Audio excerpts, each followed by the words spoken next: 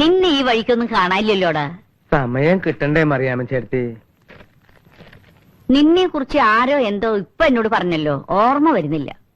എന്നെ കുറിച്ചാവില്ല. ഇതും തുട്ടടാ. ഇതാ മറിയാമ്മ ചേട്ടത്തിക്ക് എന്റെ ഒരു സന്തോഷത്തിന് വേണ്ടി ഞാൻ വാങ്ങിച്ചുകൊണ്ടുവന്നതാ.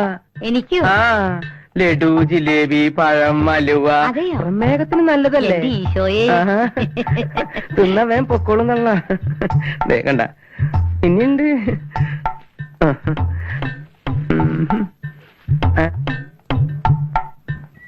ആളുകൾ പറയുന്ന പോലെയൊന്നല്ല, നീ നല്ല സ്നേഹമുള്ളവന്.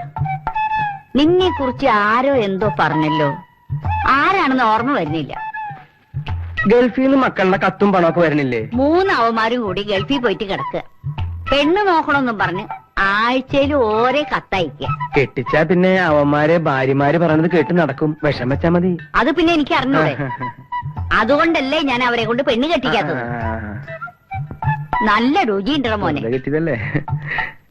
ഇപ്പൊ നിന്നെ കുറിച്ച് ആരോ പറഞ്ഞല്ലോ. ഓ, ഒരു ഓർമ്മപ്പേശകേ. മറിയാമ്മ ചേട്ടത്തിയുടെ ആ ഒഴിഞ്ഞു കിടക്കുന്ന വീടില്ലേ, അത് നമുക്ക് 2 ആൾക്കും കൂടി വിറ്റാലോ? നല്ല വില ഞാൻ വാങ്ങിച്ചിട്ടോളാം.